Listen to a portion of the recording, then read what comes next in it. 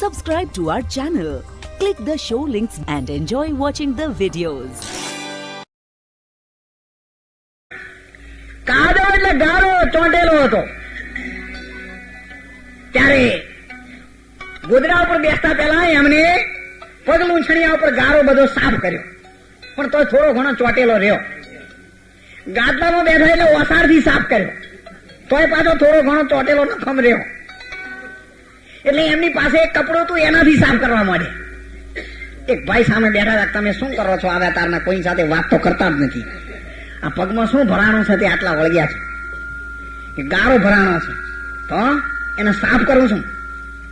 કે તમે મહેમાન છો, તમે સંત છો, પણ મહારાજ એટલું તો વિચારો કે તમે આ પગ લૂંછણીયા બગાડ્યા, આ ગાદલા બગાડ્યો, ઓછાર બગાડ્યો,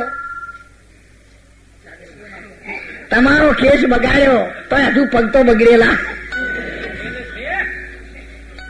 મહારાજ ગારો એમ સાફ ન થાય, એ કાદવ એમ સાફ ન થાય. તો તમે કાદવ ને પૂછો કે કાદવ શાનો બનેલો છે, શાનાથી બન્યો?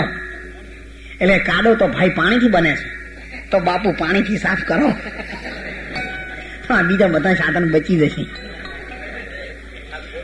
એટલે આ તો જે જગ્યાએથી જે વસ્તુ પ્રગટ થઈ છે ને, એ જગ્યાએ સમય જાય ત્યારે આ બધું પ્રગટ શેનાથી થયું છે? શૂન્યથી. અને છેવટ સમાશે ક્યાં? શૂન્ય. એ જ ઘર સાચું ઘર છે. દરેકે દરેક વસ્તુ જગતની શૂન્યની અંદરથી પ્રગટ થઈ છે.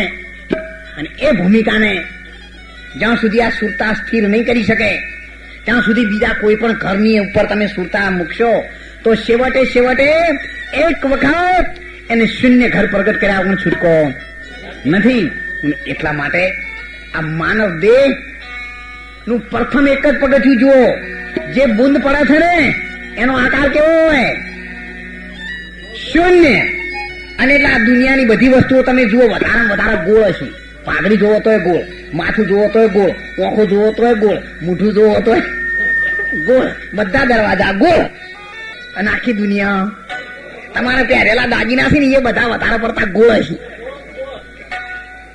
તો આખી દુનિયા કેવી છે? ઘડિયાળના ચક્કર ગોળ, પંખા ગોળ, ગોળાય ગોળ. એનો જોનાર હોય.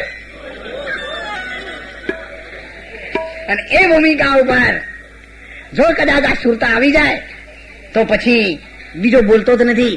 ઈશ્વર સિવાય બીજું કોઈ બોલી શકે તેવું નથી. અને ત્યારે સંતોએ કહ્યું છે, ડાબી ઈંગળા છે, જમણી પિંગળા છે, અને વચ્ચે જે ઘર પ્રગટ થાય છે તેનું નામ છે સુખમણા. એ શૂન્ય ઘર પ્રગટ કરે છે. દારે ચલાવે ચંદ્ર, રાત્રે ચલાવે સૂર, ભજનમાં ચલાવે સુખમણા, તો થાય ક્રિયામાં ભરપૂર. અને એવા માણસોને સંતોએ એમની ભૂમિકામાં આગળ લઈ અને પરિબ્રહ્મ નારાયણ પરમાત્માના દર્શનની ભૂમિકા એ પ્રાપ્ત કરી શકે છે.